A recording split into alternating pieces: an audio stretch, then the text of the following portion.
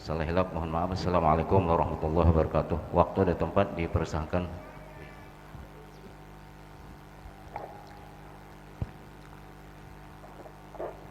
Bismillahirrahmanirrahim. Assalamualaikum warahmatullahi wabarakatuh.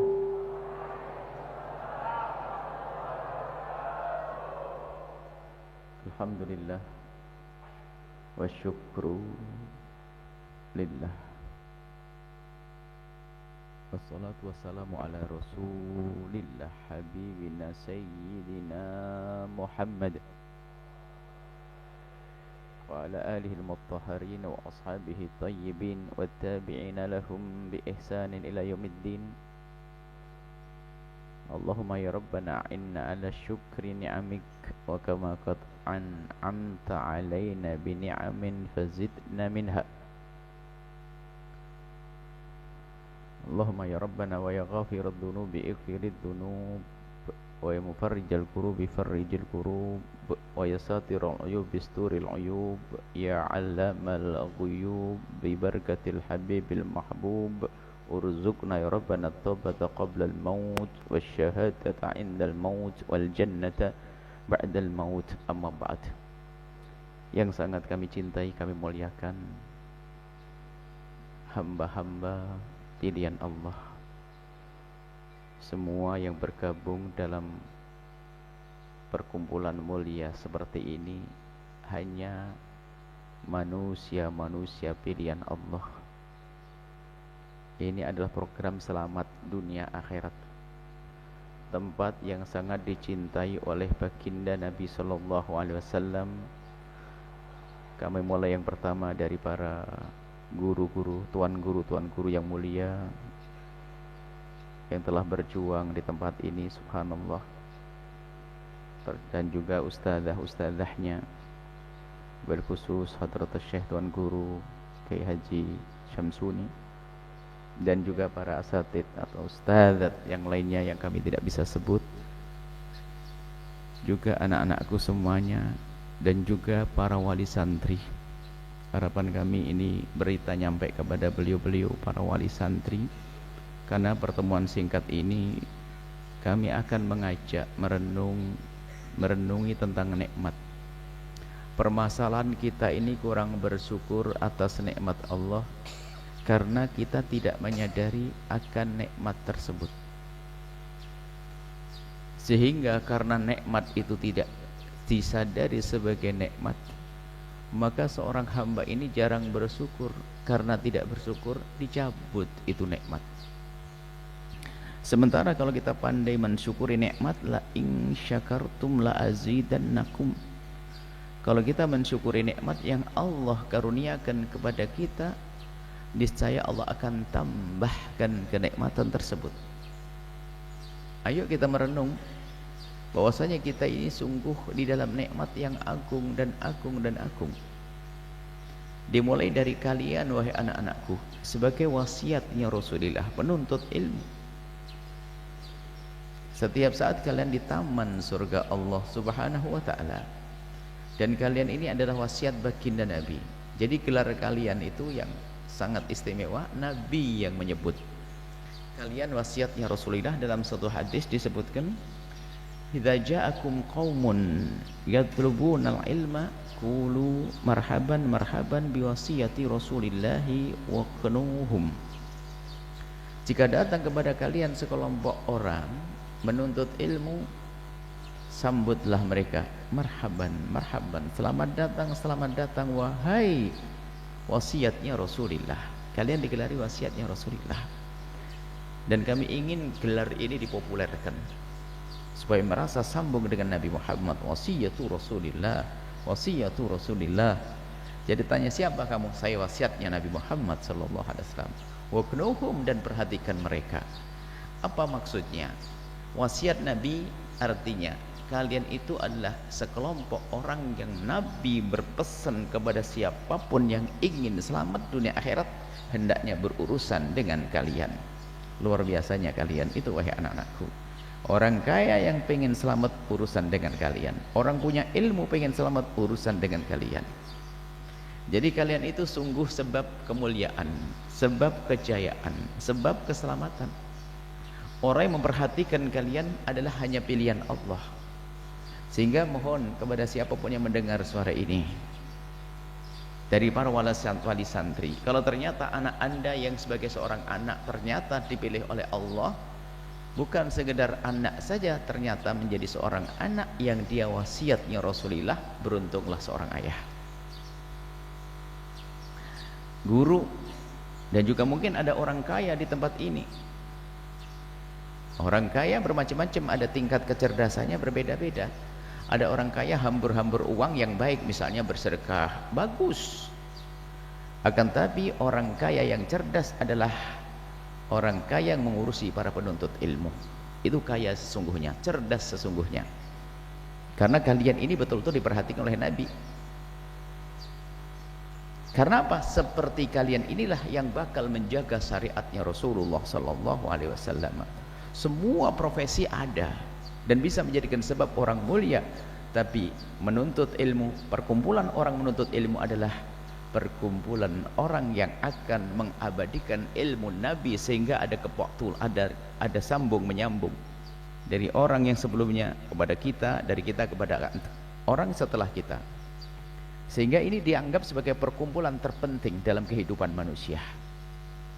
Tidak ada melebihi daripada ini, sehingga kalian ini akan menjadi rombongan orang yang terangkat tinggi-tinggi derajat kalian.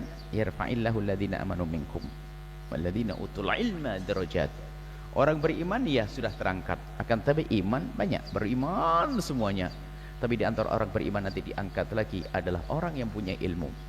Dan orang yang mempunyai ilmu ini diangkat tinggi-tinggi oleh Allah.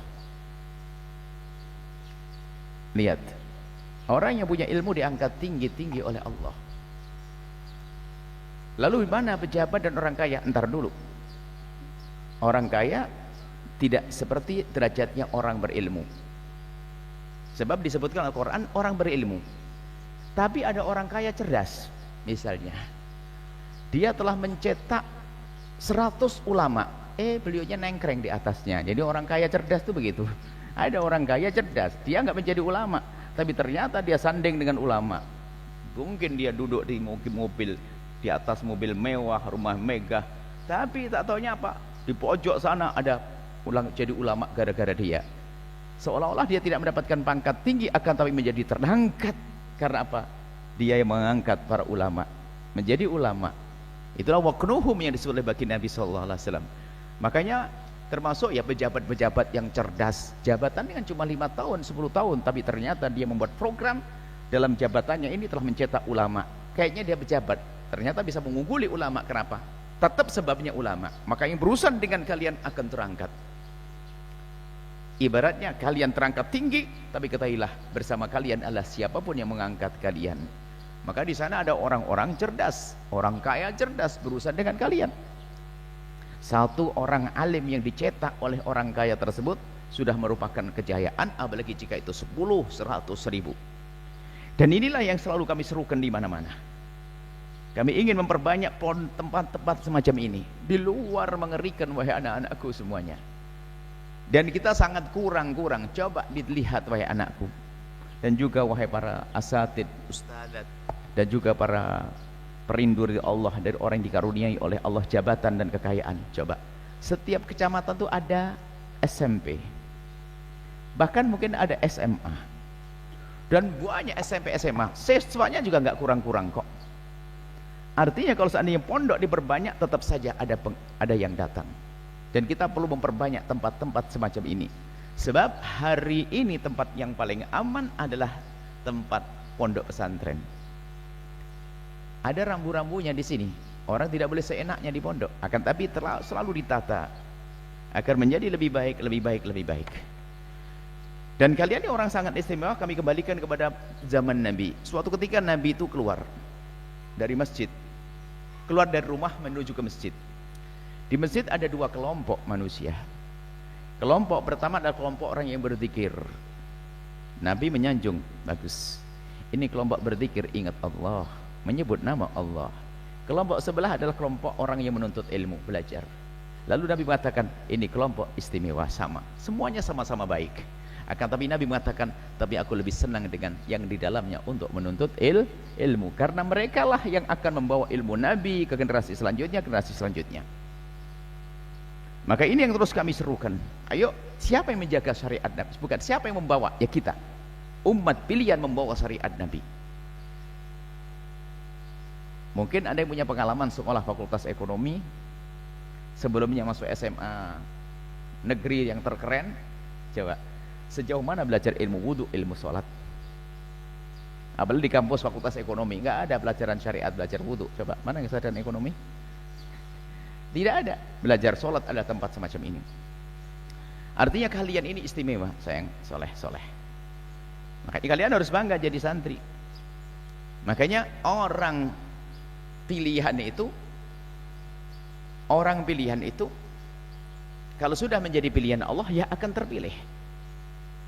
Biarpun mohon maaf, ada mungkin anak sudah dipilih oleh Allah nggak betah di pondok.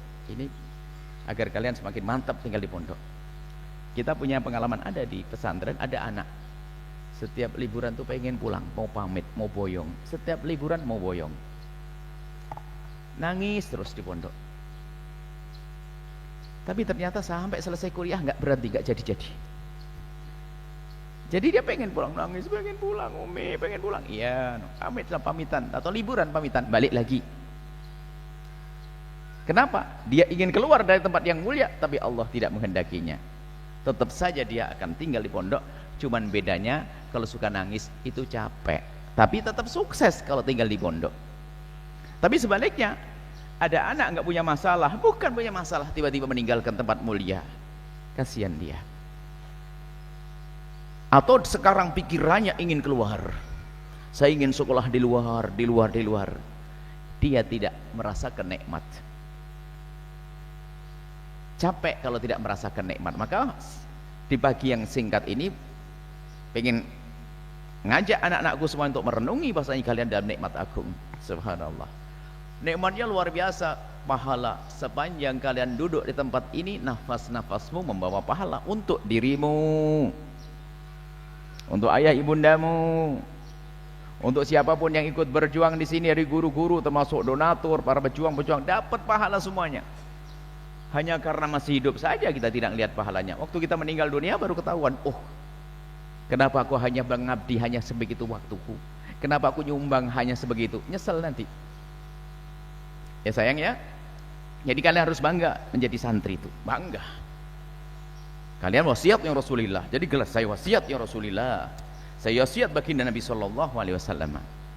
Maka tolong anakku yang suka sedih, gelisah, apalagi punya pikiran pengen hengkang meninggalkan tempat, hati-hati, banyak istighfar. Jangan-jangan tidak dicintai oleh Allah, mau dilempar ke tempat yang sejauh-jauhnya, tempat yang tidak baik. Hati-hati. Maka setiap saat kalian setelah sholat tahajud, sholat, panjatkan puji syukur. Ya Allah, terima kasih, puji syukur kepadamu ya Allah, telah kau mudahkan kami itu untuk tinggal di tempat ini. Termasuk yang suka nangisan. Nangis itu bukan berarti dia tidak mau di sini loh ya. Nangis itu karena ikatan hati dengan ibu bapaknya. Banyak loh orang kangen sama orang tua, tapi suruh pulang juga nggak mau kok. Yang mondok bertahun-tahun saja kalau mau pulang masih semangat. Coba kalau mau pulang, mau liburan ya, semalam nggak bisa tidur kan, pengen bawa. Waktu di rumah cepet banget, tapi suruh nggak balik ke pondok nggak mau, harus balik ke pondok. Kenapa? Karena kalian sudah dipilih oleh Allah Subhanahu Wa Taala. Tapi sebaliknya, kalau sudah orang tidak dipilih oleh Allah, ini kejadian di sebuah pesantren. Subhanallah, kalau sudah dipilih oleh Allah nggak pandang. Ceritanya ada satu orang pengusaha, anaknya itu dimanja dengan ibunya, apa saja pokoknya dituruti, sekolah SMA, mau beli mobil, beli motor dituruti. Suatu ketika ngelihat pondok pesantren ini anak, bah itu apa sih bah? Itu pondok. Pondok tuh kayak apa sih bah? Pondok tuh anak-anak tinggal di situ, belajar, ngaji, belajar macam-macam. Bah, saya pengen pondok. Abahnya kata, ini ngomong apa? Anak biasa manja dipengen mondok. Saya pengen mondok bah. Akhirnya pergi, balik lagi, kelihatan pondok lagi, bah saya pengen mondok, ngomong berkali-kali. Akhirnya betul ini anak, akhirnya bener kamu mondok. Ah nggak kira, kerasan, kata ayahnya. Betul, didaftarkan di pondok tersebut, sama ayahnya pun dikasih baju sangat sedikit, karena tahu anaknya nggak kira bisa tak bertahan lama. kunjungan 2 bulan pertama, kan kunjungan 2 bulan, sebulan itu kunjungan pertama, anaknya biasa senang. Nak gimana nak? Wah anu bah enak. Kaget ayahnya itu, di rumah manja, kamar sendiri, rumah enak, kok bisa ngomong enak ya? Enak bah. Terus gimana katanya mandi? Wow mandinya seru, ngantri ya. Ngomongnya itu kayak riang banget, seru, ngantri. Ayahnya bingung cerita itu, ceritanya ayahnya cerita setelah beberapa tahun gitu, cerita sejarah anaknya gimana bisa mondok tuh. Saya heran. Dijawab, itulah dipilih oleh Allah. Di rumah dimanja, akan tapi kalau sudah dipilih oleh Allah, lihat, di pondok ngantri. Tidurnya juga kayak begitu. Waktu lagi tidur dibanguni, tapi lihat, kalau sudah dipilih oleh Allah, nyaman, senang. Ya sayang ya, dan budaya nyaman, tolong sayang. Jadi kan budaya mau nyaman. Kita sering latih anak-anak, mohon maaf kadang-kadang perlu dilatih. Diambilkan semprotan, coba. Kalau disemprot, pahami. Tidak boleh ada yang cemberut. Ini tolong para pembimbing juga membiasakan anak-anak itu di saat mendapatkan sanksi, dia tidak mendendam dengan gurunya. Ini penting. Jadi dilatih, diguyok, semprot. Kalau semprot itu suruh berpikir. Kamu kan ngantuk. Sebenarnya kalau ngantuk, biar hilang ngantuk, ngambil air kan. Ngambil air, kamu udah lewat jalan ke sana, sudah dikirim nih. Nah, tinggal terima kasih Ustaz, kan gitu. Jadi nggak ada yang marah nanti. Ayo, kalau marah berarti hatinya nggak benar, sudah dikirim anak. Kan makasih, syukron. Bahkan akhirnya menjadi biasa. Kalau ngantuk beneran tinggal gini, minta disemprot mukanya. Akhirnya budayanya budaya nyaman di pondok. Dan hati-hati kalau kalian dengan pengurus, jangan sampai ada perasaan kesel. Kalau ada yang kesel dengan pengurus, tanda ini mungkin tidak akan bertahan lama. Sehingga dihukum kayak pun tetap senyum, makasih Ustaz, diingatkan. Ini jadi pondok nanti betul terkesan pada akhirnya. Kamu menikmati keberadaan kalian di tempat mulia ini. Ini ceritanya orang yang diberi oleh Allah rezeki yang cukup, tapi ternyata dipilih tinggal di pondok nyaman. Biarpun di pondok mohon maaf ya, pondok namanya pondok, ngantri kamar mandinya dan seluruh makannya pun ala kadarnya. Orang tuanya bingung, ternyata betah dan dia menjadi orang sukses. Kebalikannya, ini kejadian yang sesungguhnya juga. Kebalikannya, ada suatu ketika di pondok tersebut sama pondoknya, ada satu anak itu masya Allah nangis terus, gak betah di pondok, makan susah dan sebagainya. Akhirnya jarang ikut acara kegiatan pondok, jarang sholat dan sebagainya. Sebulan dimaafkan, 2 bulan dimaafkan, 3 bulan gak kuat pengurusnya. Akhirnya pengurusnya memutuskan bahwasanya anak ini harus dipulangkan. Mungkin karena di rumahnya manja, mungkin orang kaya, sehingga dia tidak betah di pondok. Akhirnya betul diantarkan pulang, kan harus diantarkan karena orang tuanya nggak bisa jemput.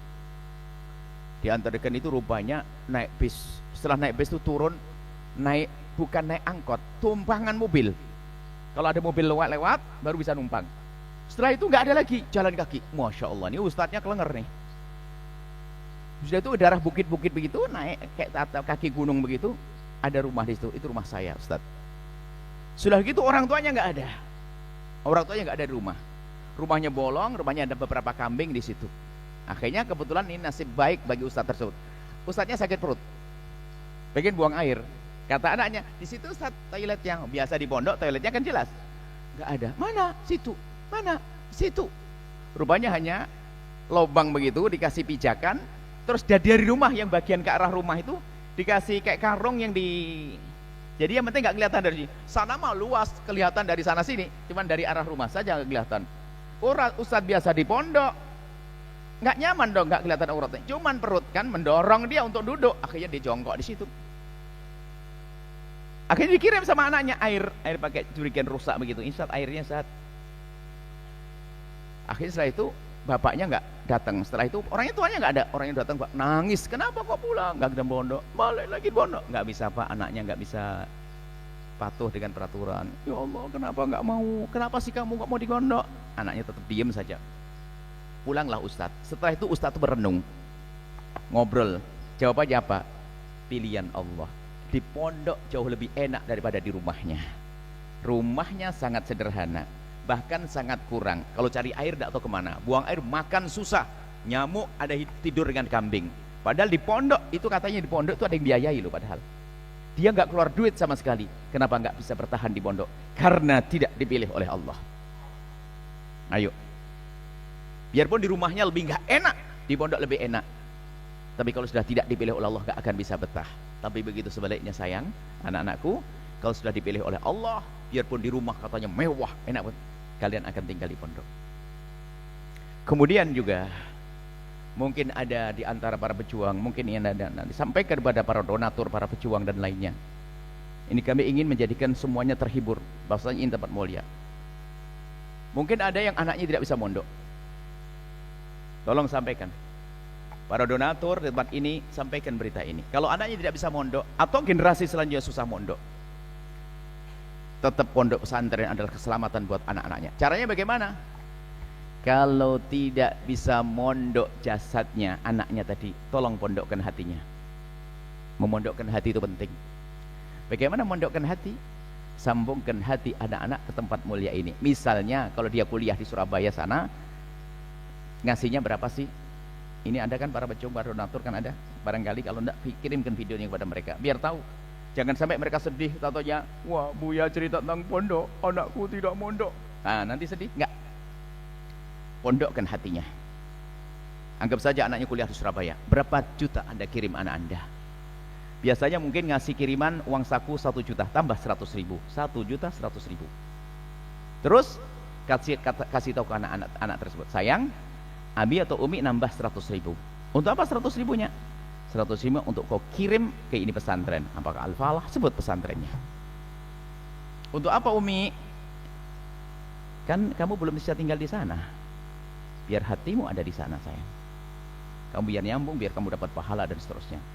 Dia terus setiap kiriman, setiap kita kirimi duit ada tambahnya 100, ia kirimkan pondok. 4 kali saja coba. Yang kelima kita putus lagi, balik 1 juta bukan 1.100.000. Maka sang anak ngomong, Abi 100-nya mana? Sudah nyambung. Kemudian di saat dia pulang ke kampungnya, yang selama ini mungkin tidak pernah lihat itu pondok sudah mulai noleh. Kenapa? Karena dia sudah merasa memiliki. Ini perlu anak-anak dididik untuk juga sambung. Ini tempat mulia, ini orang mulia. Kalau kita pengen mungkin anak kita sudah terlanjur susah dipondokin karena pergaulannya. Tapi jangan lupa menyambungkan hati yang ke tempat mulia. Dan tolong sampaikan para ustadz tentang ini supaya orang-orang itu tidak bingung, tidak kecewa ngurusi anaknya. Sambungkan hatinya. Dia bisa saja menjadi orang sukses di Surabaya, di Jogja, tapi hatinya sambung ke tempat mulia. Namanya mondokkan hatinya. Kalau jasadnya belum mondok. Kemudian juga ini wahai anak-anakku semuanya, tolong sayang ya. Pastikan kamu happy, kamu senang. Ada beberapa nasihat yang perlu kalian perhatikan agar belajarmu juga nyaman. Waktu semakin berkah. Tolong sayang, jangan sampai ada budaya bengong, no bengong. Dan tolong jadikan budaya, tidak ada anak duduk kecuali ada buku yang dipegangnya. Wah, cakep itu. Tidak ada apapun lagi main bola dan sebagainya. Yang main-main, yang lainnya punya pegangan notes untuk ngapal mufradat apa. Di saat bisa melihat begini. Ngantri dekat toilet, dia baca buku. Jadi budaya bengong itu menunjukkan tidak cerdas. Sehingga anak ini waktunya banyak banget sudah belajar ini, waktu masih ada. Kenapa? Dia tidak biasa bengong. Kemana-mana biasa budaya membaca, belajar, mengulang Al-Quran dan seterusnya. Main ya saat main, tapi setelah main kan nongkrong. Saya nongkrong, oke lah. Saya 5 menit baca dulu. Nunggu tel. Kadang-kadang namanya anak yang tidak terbiasa dengan sedemikian ini. Kejadian juga di anak-anak santri kita. Suatu kita salah satu pondok kita di Jawa Timur begitu, karena sholatnya di luar, jadi ke masjidnya orang. Dan memang anak kita datang termasuk awal di barisan pertama. Akhirnya kita nyusul datang ke belakang. Senang kita ngeliat santri pakai putih-putih di paling depan. Azan masih 40 menit lagi. Sampai azan baru sadar. Ajib. Anak-anak ngadep ke kiblat bengong. Berarti yang salah pembimbingnya. Hari itu langsung suarakan. Dia biasakan jangan sampai anak-anak itu punya kebiasaan bengong. Jadi dia di barisan terdepan hanya gini dok. Tidak salah, sudah benar di masjid. Akan tapi alangkah indahnya kalau kita biasakan anak itu dengan membaca. Sehingga setelah itu kamu tidak akan menemukan kesulitan dalam belajarmu. Kenapa? Kamu sudah biasa memperbanyak belajar. Ya sayang ya. Mulai hari ini tidak ada bengong. Enggak boleh ada bengong. Diam tok bengong, menghitung bintang. Tidak ada, baca. Maka siapkan, ini bagus, bawa notes, ini catatan mufradat, bahasa Inggris, bahasa Arab, nanti hadis, Al-Quran, biasakan begitu. Sehingga kemana-mana kamu dengan catatan. Begitulah ciri-ciri orang sukses di depan hari. Jadi jangan sampai kamu punya kebiasaan bengong, sayang ya. Kemudian tadi happy, yang senang ya. Kalau di pondok biasakan budaya happy. Maaf kalau lagi permainan kalian bermain, tapi jangan waktu belajar main-main. Jadi termasuk kebersamaan. Ya, acara kebersamaan itu mempertemukan hati sehingga persahabatan semakin indah. Baik, untuk kalian sudah cukup. Uya akan bicara dengan para ustadzah dan asatid. Bahwasanya mereka adalah orang-orang beruntung juga. Jangan sampai, ini kan gudang pahala, ngurusi satu orang saja sudah luar biasa. Ini wasiatnya Rasulullah, apalagi sampai ribuan seperti ini. Akan tapi ketahuilah, ada pepatahnya. Akan tapi ketahui bahwasanya tidak semua orang yang di tempat menguntungkan dia beruntung. Siapa yang salah niatnya? Sehingga seperti ayam mati kelaparan, ayam mati kelaparan di lumbung padi. Kelihatannya dia berjuang di tempat namanya pondok pesantren bertahun-tahun. Akan tapi ternyata tidak mendapatkan pahala. Kenapa? Hatinya belum tertata, niatnya belum benar. Akan tapi ayo kita tata hati kita yang tulus, yang ikhlas karena Allah, dan jadikan hiburan kita terindah adalah dengan santri. Masya Allah, bayangkan kalkulator Anda untuk ngitung pahalanya nggak bisa, pecah itu. Satu anak pahala mengalir pada Anda wahai ustadzah, pengurus pondok, donatur, semuanya. Lihat, Anda harus menyadari ini pahalanya ngalir, connect, nggak usah pakai program komputer, langsung connect. Ini orang, anggap saja ada donatur di negeri seberang sana atau di Papua membantu tempat ini, donatur. Setiap anak berbuat baik di sini akan mengalir ke sana pahalanya. Termasuk ustadzah, ustadz-ustadznya. Lah ini harus disadari. Artinya harus bangga dong di tempat semacam ini. Jangan sampai kita punya pikiran saya akan pindah ke tempat lain. Mungkin mohon maaf para asatid dan ustadzat, mungkin di tempat lain akan mendapatkan uang barokah. Kami istilahnya tidak berani ngomong kepada guru gaji. Kenapa? Nilainya mengajar itu nggak bisa dikira-kira, nggak bisa digaji, mahal banget seorang guru itu. Akan tapi kadang kita pakai istilahnya uang barokah. Kalau Nabi pakai bisyarah, istilahnya kegembiraan di dunia sebelum di akhirat. Oke, mungkin di luar bisa mendapatkan uang lebih banyak, bukan di tempat mulia semacam ini. Mungkin anggap saja di sini dapat 1.500.000 misalnya, di luar mungkin saya bisa dapat 4 juta, 3 juta. Akan tapi apa yang hilang di luar? Akhlak suami hilang, akhlak istri hilang, pergaulan tidak baik, ibadah susah. Kelihatannya duit lebih banyak, tapi ketahuilah kebaikan banyak yang kurang. Bisa jadi selera kita juga berubah. Dulu 1.500.000 masih cukup, ternyata sekarang gaji 500 jadi gak cukup. Kenapa? Seleranya sudah berubah karena bergaul dengan orang yang salah. Ini, maka ketahuilah, syukuri keberadaan kita di tempat mulia ini. Lihat, setiap anak pahala mengalir kepada Anda. Harus kita yakini ini, siapapun Anda, termasuk mohon maaf siapapun yang berjuang di tempat ini. Tadi kita melewati tukang masak. Pak siapa tadi? Tukang sapu. Semua orang yang telah berjuang di tempat ini mereka mulia tidak tanpa terkecuali. Tukang sapunya mulia, apalagi guru-gurunya. Ada dikisahkan suatu ketika baginda Nabi itu mengajar seperti ini, Masjid Nabawi. Nabi mengajar itu kelihatan, kalau orang beraktivitas itu kelihatan. Ada seorang perempuan tua kulit hitam. Seorang perempuan tua kulit hitam itu biasa mengut sampah di tempat di Masjid Nabi. Jadi Masjid Nabi itu punya fungsi untuk tempat kebudayaan, untuk menyebarkan ide-ide cemerlang sekaligus untuk belajar. Jadi masjid punya fungsi macam-macam. Anggap saja pondok deh, gitu kurang lebihnya. Karena untuk belajar, dulu belum ada dibangun pondok. Belajar yang sahabat Nabi di masjid. Ada seorang perempuan kulit hitam itu biasa mengut sampah. Biasa, Nabi sangat paham perempuan kulit hitam, Masya Allah. Nabi senang dengan orang itu. Suatu ketika orang itu tidak terlihat lagi. Karena sudah tidak terlihat lagi, Nabi bertanya, di mana perempuan tua yang biasa mengut sampah di sana tuh?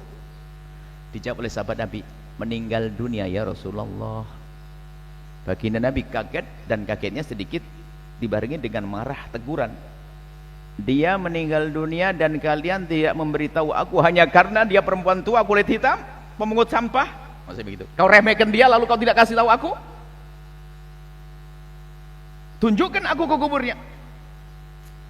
Nabi minta ditunjukkan ke kuburnya. Lalu baginda Nabi datang ke kubur. Kemudian Nabi Muhammad sholat jenazah di atas kubur. Inilah pertama kali disyariatkan bagi orang yang ketinggalan jenazah lalu sampai kubur untuk sholat jenazah di atas kubur, dan bukan sholat gaib tapi sholat hadir. Jadi kalau kita ketinggalan sudah dikubur, tetap jangan balik, lanjut ke kubur lalu sholat di atas kubur, sholat jenazah di atas kubur. Dilakukan oleh Nabi untuk siapa? Untuk perempuan kulit hitam pemungut sampah, sampai Nabi rela datang menunjukkan ini sebuah kemuliaan. Makanya selagi di tempat mulia ini tukang sampahnya mulia, tukang masaknya mulia. Makanya jangan merasa kecil di sini nih, hebat, ini satu tim kita, apalagi guru-gurunya. Makanya kami ingin membuat seperti ini sebanyak-banyaknya, karena apa? Ini gudang pahala semuanya. Maka dari yang tulus, yang ikhlas, dan pastikan Anda nyaman, harus. Jangan sampai ada kegelisahan, jangan sampai di sini hanya untuk jembatan saja. Naudzubillah, sudah mendapatkan kenyamanan di tempat lain malah bubar di sini. Oh tidak, kalau aku tiba-tiba dikasih Allah rezeki di luar sana, justru aku harus lebih maksimal berjuang di sini, karena sudah dikasih rezeki kan. Itu baru cerdas. Cuman yang banyak adalah terlena.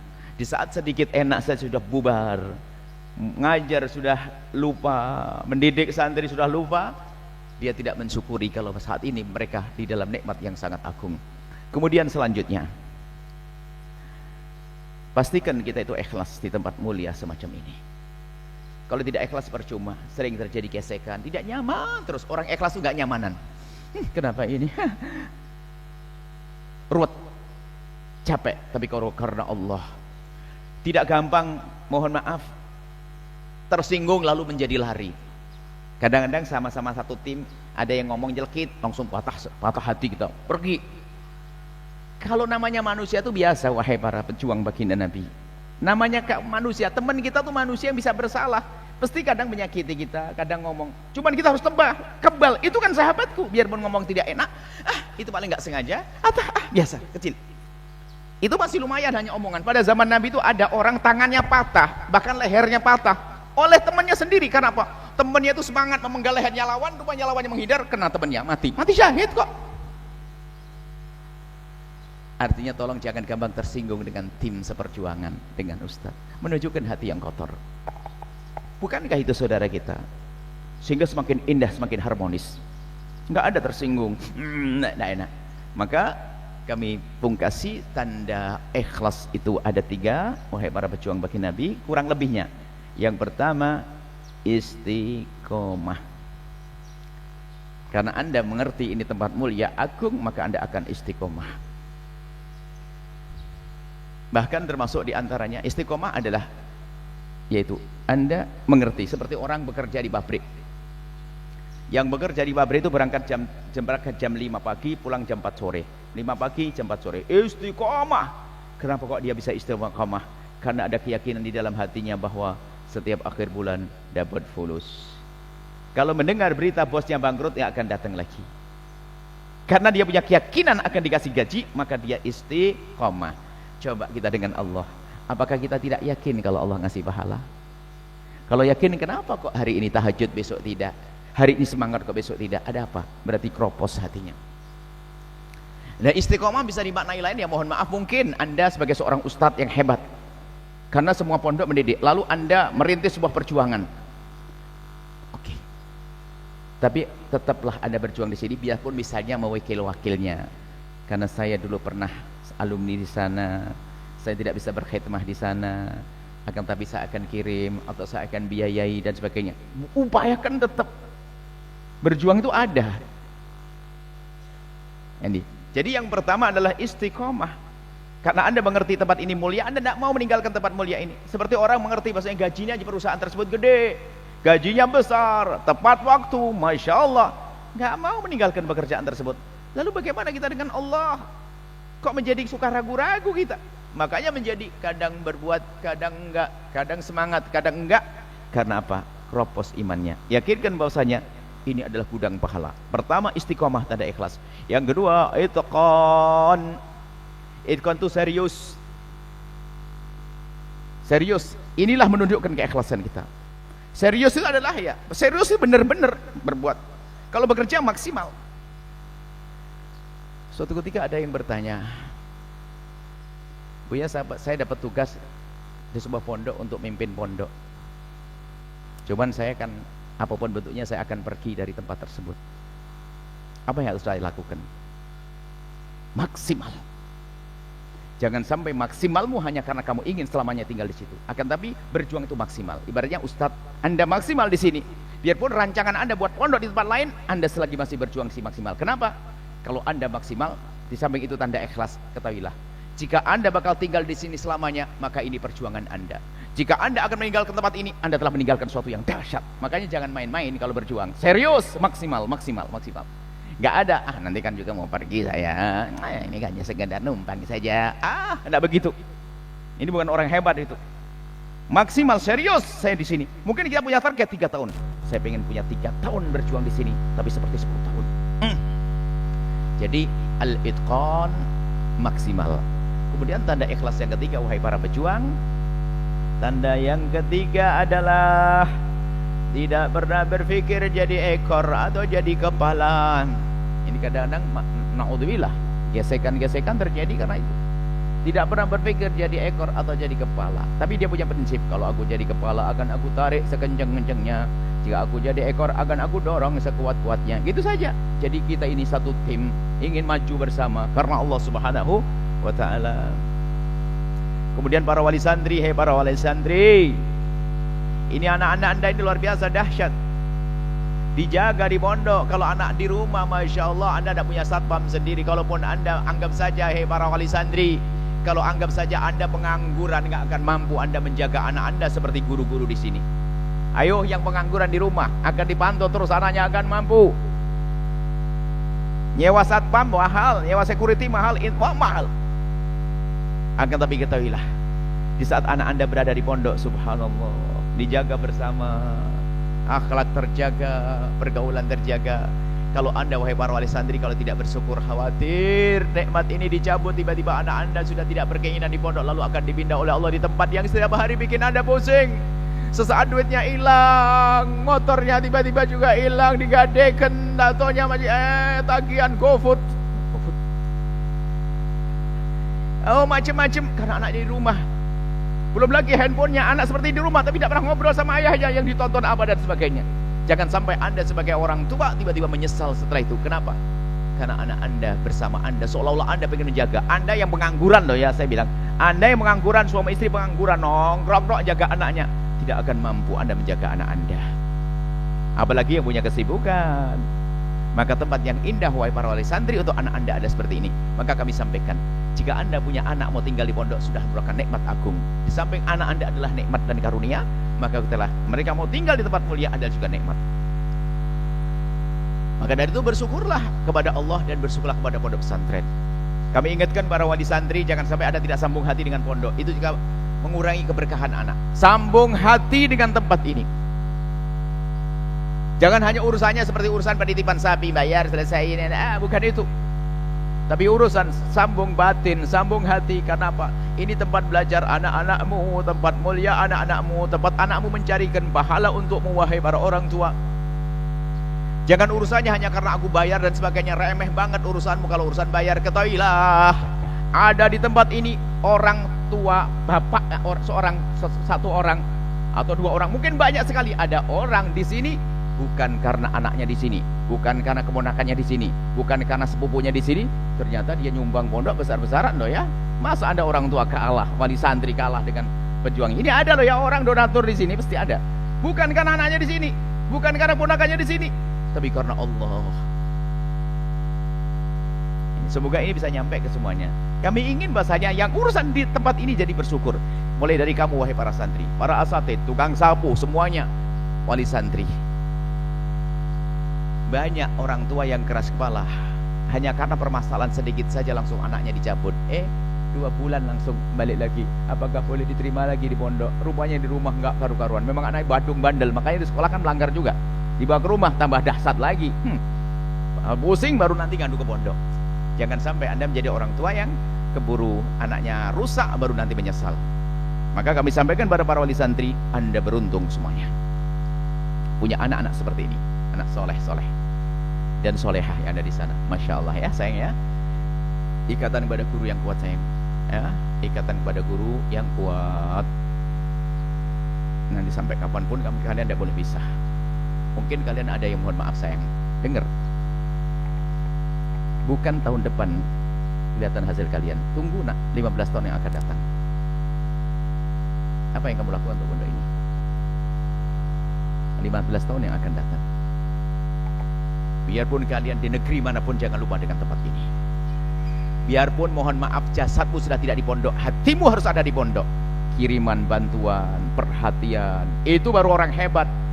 Berarti memang dari mondoknya benar dia. Ada orang alumni lupa, naudzubillah. Kalian tidak boleh lupa sayang ya.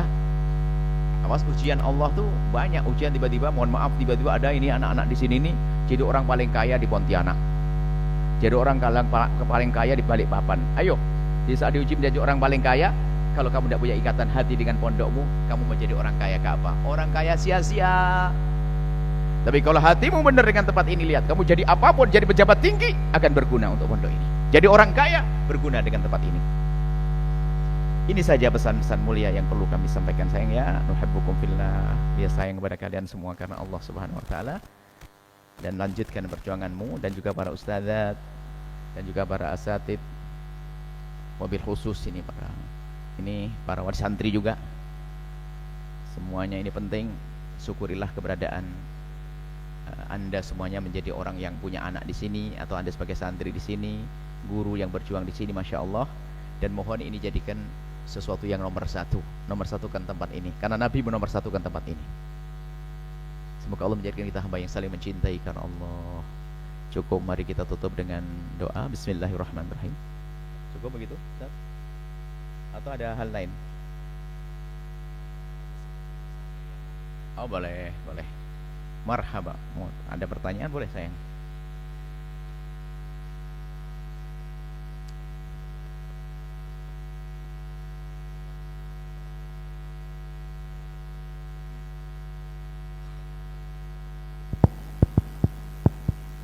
Oke. Kita mungkin ada 2 atau 3 orang yang bertanya, dan insya Allah satu pertanyaan sekecil apapun akan menjadi manfaat bagi yang banyak ini. Silakan santri putra.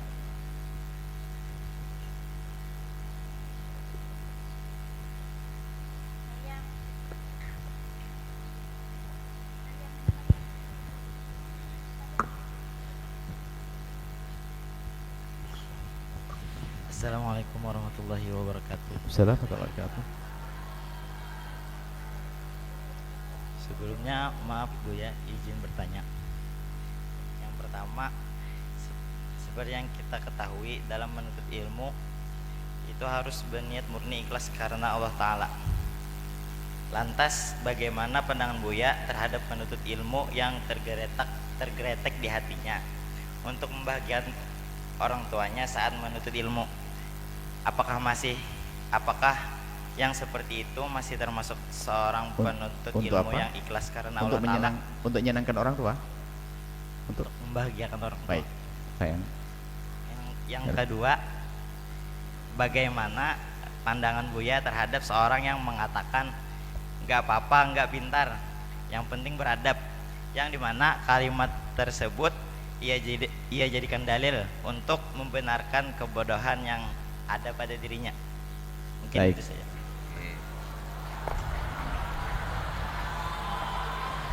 Yang pertama sayang, bagaimana menuntut ilmu untuk menyenangkan orang tua. Nah, nanti kalau dijabarkan lagi sayang, termasuk ikhlasmu dalam melakukan sebuah kebaikan, termasuk ikhlasmu di dalam melakukan kebaikan adalah untuk menyenangkan orang tua. Apalagi ini cita-cita orang tuamu, bukan karena manusia, tidak, karena memang kamu disuruh untuk menyenangkan orang tua. Bahkan keridhaan Allah ada pada keridhaan orang tua. Justru ini tantangan. Ada sebagian, saya mondok dipaksa oleh orang tua. Ingat, coba rubah. Demi orang tuamu, jadikan kau senang karena orang tuamu. Maka kepatuhan pada orang tua itu bentuk daripada pengabdian kepada Allah. Jadi jangan dianggap sepele, ini babnya bab berbakti pada orang tua. Jadi justru asalkan bukan suatu yang haram, sehingga wa qadha rabbuka alla ta'budu illa iyyahu wabil nomor 2 orang tua jejer.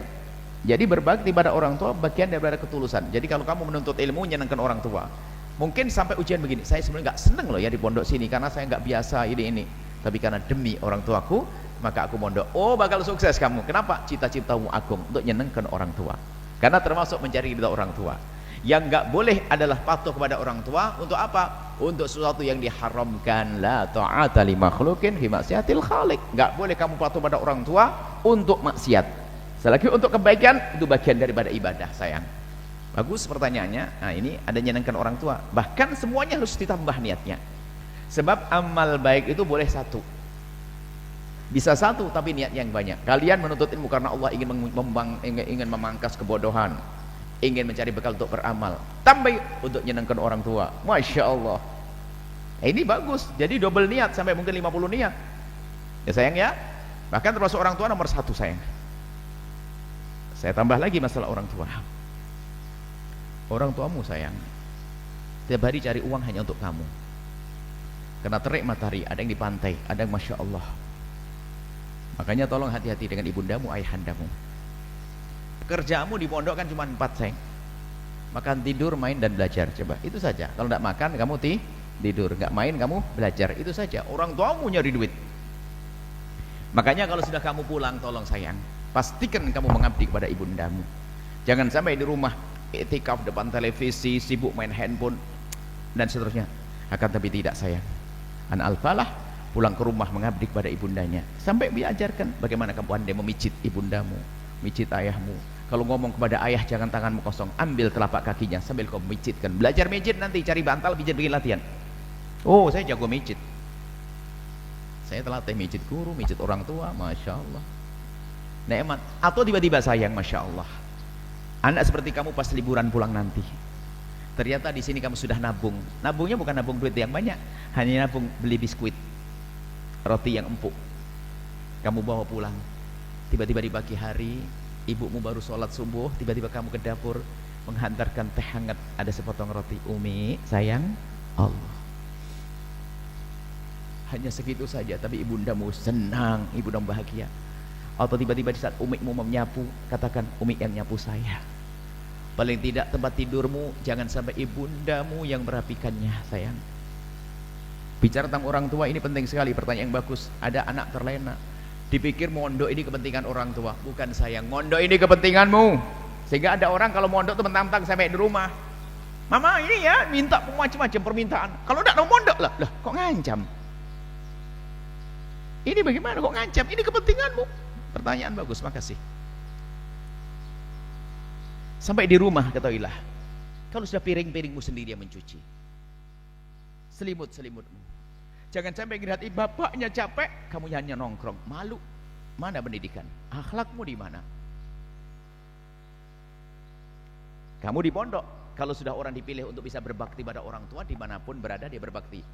Tapi kalau sudah nasibnya buruk, na'udzubillah, sudah di dalam pondok dengan abah ibunya tidak santun, kalau minta semaunya, pakai ngancam, pokoknya kalau dibelikan saya tidak mau mondok. Aduh, sesak mendengar anak-anak semacam itu. Mana bekti? Mana bekti yang sungguhnya kepada orang tua? Ini adalah kajian khusus sayang. Kita ada kajian khusus berbakti pada orang tua. Bekti itu dengan hati. Gambarnya gini loh, anak di luar saja ada yang berbakti. Ada suatu anak, bukan anak pondok padahal. Jadi zaman dulu sekolah SMP, kalau sekolah itu sayang naik sepeda 1 kilo 2 kilo naik sepeda, nggak ada motor-motor gitu. Cuman caranya itu biasanya dari yang paling jauh tuh nyamperin yang berikutnya. Jadi pertama sendiri menjadi 2, hampir lagi 3, jadi rame gitu ke sekolahan. Suatu ketika ada salah satu anak itu dihampir samperin sama temannya itu lagi makan. Ding ding ding ding ding ding ding, ayo cepat, telat. Dibilang cepat-cepat telat kan dia buru-buru dong. Buru-buru makan, langsung makan, cuci tangan, langsung ngambil tas, salim ke uminya. Naik sepeda, langsung keluar bawa sepeda. Sampai ke sekolahan, teman-temannya masuk kelas, memang belum masuk, teman-temannya nyandarkan sepeda, temannya masuk kelas ngerapi-rapiin, dia rupanya balik dengan sepedanya. Temannya pada bingung, kenapa dia? Sudah sampai sekolahan, kenapa balik lagi? Dia pulang rupanya ke rumahnya lagi. Setelah ke rumah lagi, tidak lama kemudian balik lagi sekolah. Temennya akan tanya, kenapa kamu pulang? Ada yang ketinggalan? Enggak kok. Terus kenapa kamu pulang? Ya tadi kamu bilang waktu sudah siang buru-buru. Aku akhirnya buru-buru. Memang kenapa? Aku kan lagi makan. Terus ya aku lagi makan, kamu bilang buru-buru, ya setelah aku makan langsung aku cuci tangan, aku salim umiku. Aku lupa kalau piring tadi belum aku cuci. Aku tidak rela jika piring itu nanti dicuci oleh ibundaku.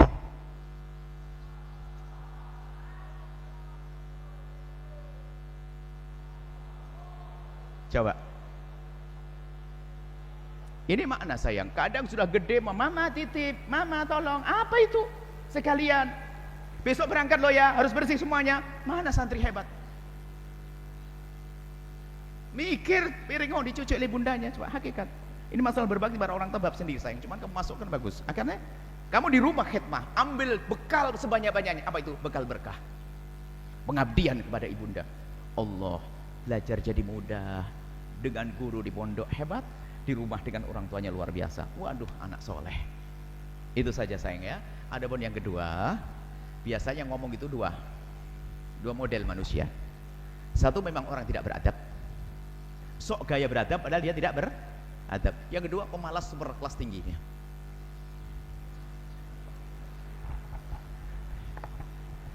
Yang penting beradab, pinter nggak penting. Nah, ya, yang penting berakhlak. Oh dia ngomong begitu saya sudah nggak berakhlak dia. Ya? Berarti kan dia menjelekkan orang yang lagi rajin belajar kan begitu. Dia nggak sadar kalau dia tidak berakhlak. Mana orang berakhlak kayak begitu? Yang penting itu akhlak, biarpun nggak pinter, nggak usah pinter-pinter, yang paling belakang. Berarti orang mau pinter dianggap jelek dong. Itu sudah nggak berakhlak orang mau begitu tuh. Orang nggak sadar. Biasanya kalau di luar dalam dunia muslimat ngomong begini, yang penting kan hati, biarpun nggak pakai kerudung, yang penting hati. Loh ada. Dia nggak sadar waktu ngomong yang penting hati, berarti yang mengatakan yang pakai kerudung hatinya jelek kan begitu kan? Dia nggak sadar tuh. Dulu katanya datang tokoh public figure atau gimana, yang penting kan hati, bukan masalah kerudung. Yang penting hati. Berarti orang pakai kerudung hatinya jelek. Siti Fatimah jelek hatinya. Ada orang ngomong tidak sadar. Coba kamu pinter rajin belajar. Coba kamu pinter. Kemudian ini pemalas. Dan memang saya sopan santun bagus. Lalu dia ngomong ini, pinter gak penting, yang penting berakhlak. Maknanya apa? Ente gak kayak saya, kan sombong kan? Nah enak, jelek itu akhlak. Dia gak sadar, makanya dia gak beradab orang ngomong gitu. Gak boleh kalimat itu terjadi di sini. Saya berusaha untuk pandai. Yang benar adalah apa? Asalkan kamu sudah rajin. Dan Nabi yang mengatakan masalah hifdzah. Kamu rajin ingin menjadi seorang alim. Ada tokoh-tokoh hebat, ada guru IJ, tuan apa dan masih semuanya. Syekh Arwani, ulama-ulama. Syekh Arsad Banjari ke atas, ulama-ulama gede. Kamu lihat orang alim, lalu kamu pengen menjadi orang alim kayak dia. Belajar nggak hafal satu lupa dua. Semangat loh. Kan Nabi sudah menjanjikan, biarpun kamu belum menjadi alim seperti beliau, karena semangatmu, maka di akhirat nanti kamu sudah mendapatkan pahala rajin. Gitu dong.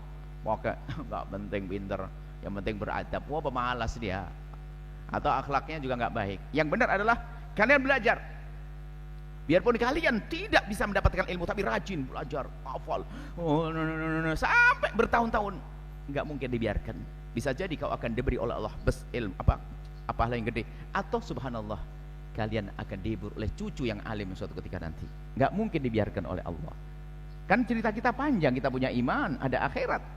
Jadi nggak ada kata malas. Selamat tinggal bengong. Selamat tinggal malas. Orang malas itu pandai mencari kata-kata, punya alasan. Jadi gambarannya kalau kita ada satu hikmah, pemalas itu akan membuat 1000 alasan untuk tidak maju. 1000 alasan, baru satu tok itu. Tapi kalau orang rajin itu akan mencari 1000, akan punya 1000 jalan untuk sampai kepada tujuan. Itu sayangnya, nggak boleh. Jadi kita harus paham kalimat. Kadang-kadang hadis Nabi itu banyak, mohon maaf. Ada hadis Nabi, ini kadang-kadang kita bisa sampaikan. Ada orang senang hadis Nabi dengan hawa nafsunya. Ada satu hadis Nabi ceritanya tentang sedekah yang paling bagus adalah sedekah sirri. Disembunyikan, tangan kanannya bersedekah, tangan kiri yang. Ternyata di sosial kita perhatikan, yang paling senang dengan hadis ini orang pelit. Setiap kali diajak sedekah langsung membawa sebaik-baik sedekah kan disembunyikan. Awas hati-hati, nggak boleh hati sini buat yang pelit. Sebelum diajak sedekah langsung ngomong, kan sedekah nggak boleh kasih tahu sama orang. Ini ada, kita perlu cermati, termasuk kalimat seperti tadi. Sayang ya, kalau ada teman yang ngomong begitu, doain, kasihan dia, semoga Allah berikan kesadaran gitu. Jangan kamu ngomong seperti itu. Oke sayang, syukur.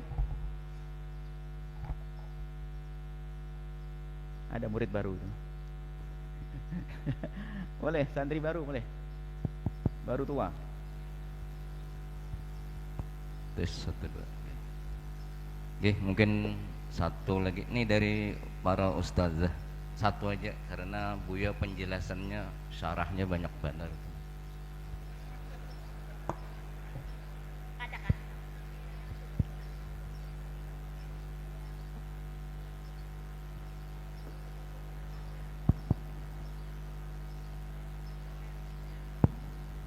Ulun mengerti Bapak Pandir Banjar.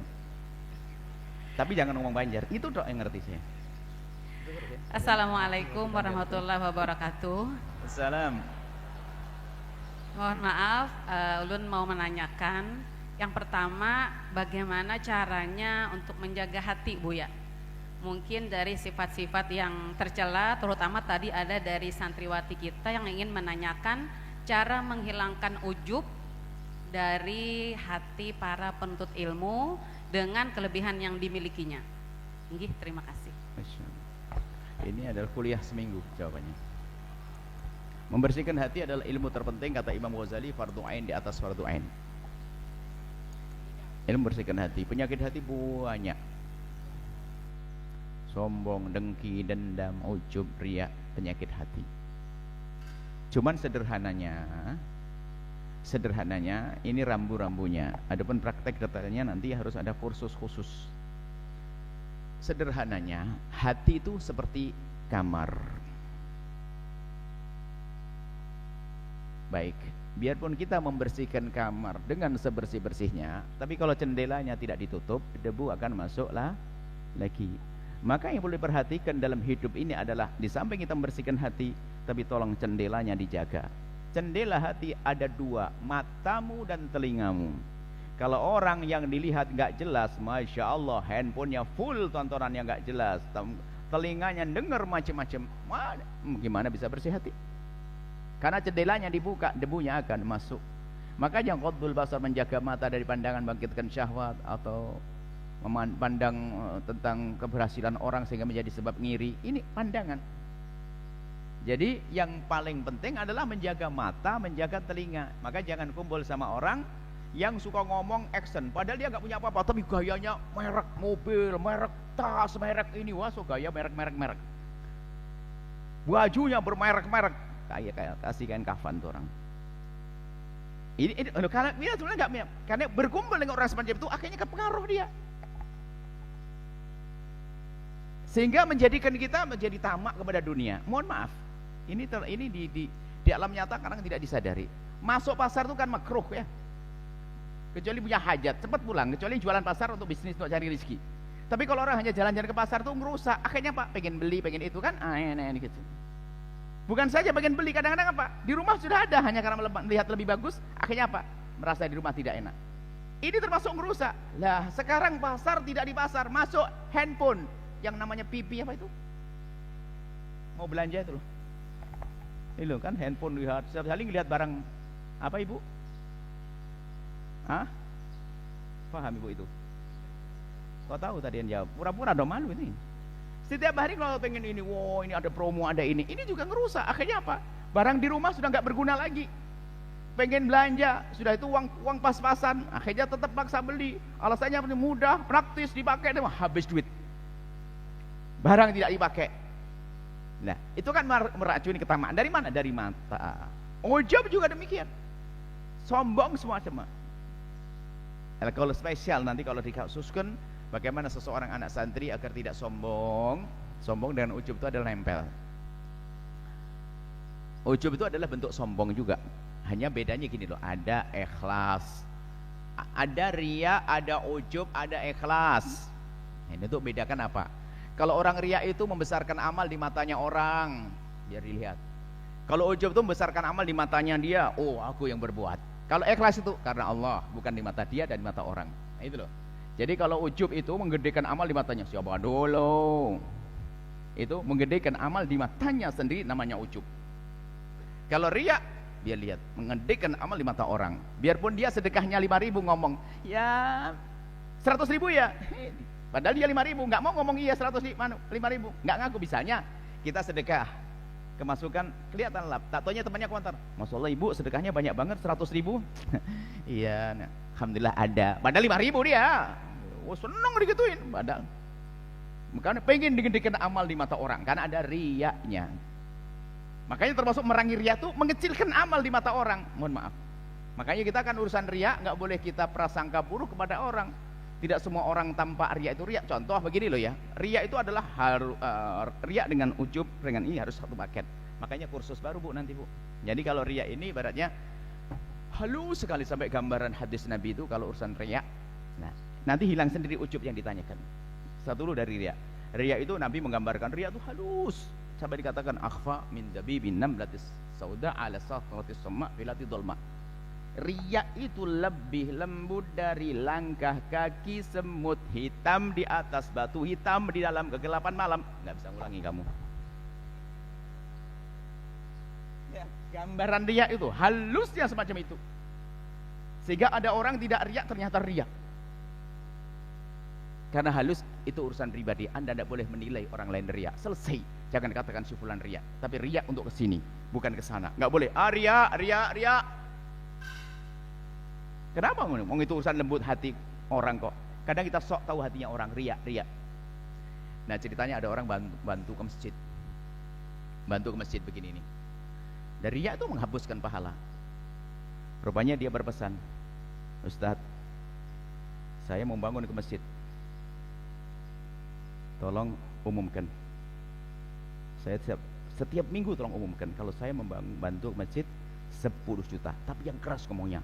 Bantuan dari Pak Haji Ulan 10 juta. Waduh, semua orang tahu. Ini riya atau ikhlas? Riya apa ikhlas? Iya, riya ikhlas Bu. Kok riya? Katanya nggak boleh tahu riyanya orang. Belum selesai. Nah ini, bagaimana Anda mengatakan riya? Ayo, ini ilmu bersihkan hati. Bagaimana aku mengatakan riya?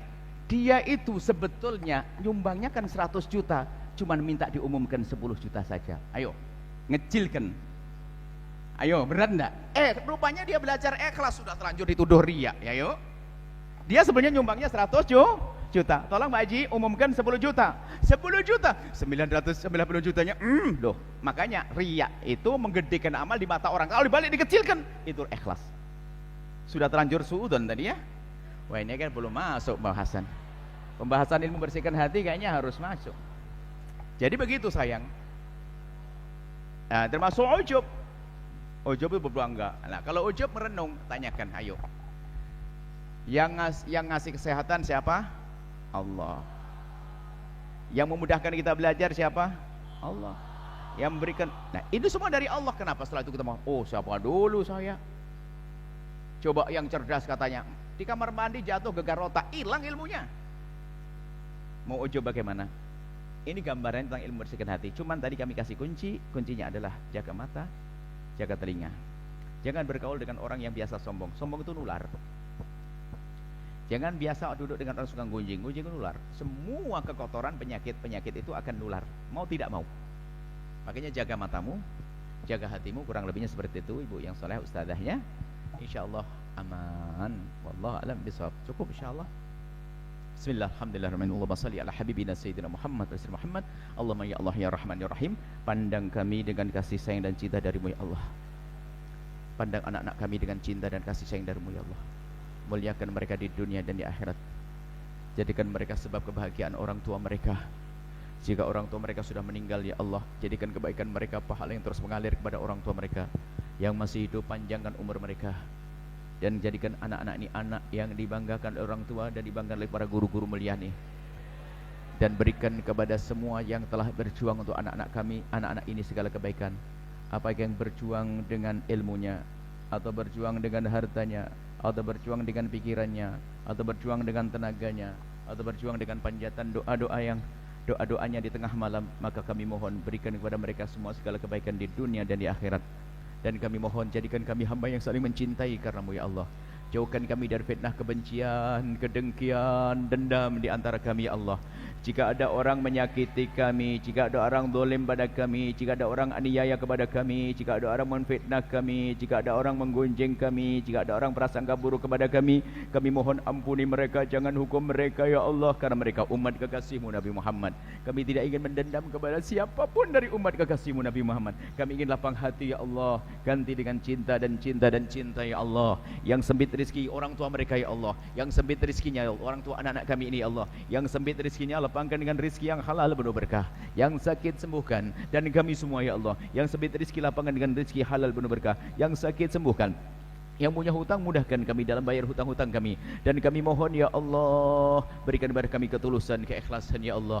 Mudahkan kami melakukan kebaikan ya Allah, mudahkan kami lakukan kebaikan. Dan kami mohon ya Allah, kirimkan ke tempat ini hamba-Mu yang tulus dan ikhlas, ahli surga-Mu yang bisa berjuang bersama kami. Dan kami mohon ya Allah, jadikan kami bersama mereka, jangan tinggalkan kami. Dan kami mohon ya Allah, Engkau Maha tahu siapapun ya Allah yang telah berjuang di tempat ini Allah, apakah berjuang dengan ilmunya atau hartanya atau tenaganya atau pikirannya atau doa-doa mereka, siapapun yang telah bergabung dalam program kemuliaan di sini, kami mohon ya Allah, berikan kepada mereka segala kebaikan di dunia dan di akhirat untuk diri dan keluarga mereka semua ya Allah. Dan berikan kepada kami semua istiqomah dalam kebaikan di tempat ini ya Allah. Dan kami mohon ya Allah, ya Allah, ya Allah, ya Allah, jadikan anak-anak ini ke depan hari menjadi anak yang bermanfaat ya Allah, berguna untuk negeri ini, berguna untuk negeri ini ya Allah, jadi juru damai di negeri ini Allah, juru damai di negeri ini Allah. Dan kami mohon ya Allah, panjangkan umur kami dalam ketaatan serta sehat walafiat. Dan kami mohon ampuni orang tua kami dan guru-guru kami. Dan kami mohon ya Allah, mudahkan kami untuk berbakti pada orang tua kami ya Allah, mudahkan kami untuk berbakti pada guru-guru kami ya Allah. Jika ada di antara kami ini ada yang sering ngomong kasar kepada orang tua, sering melakukan hal yang bikin kesal orang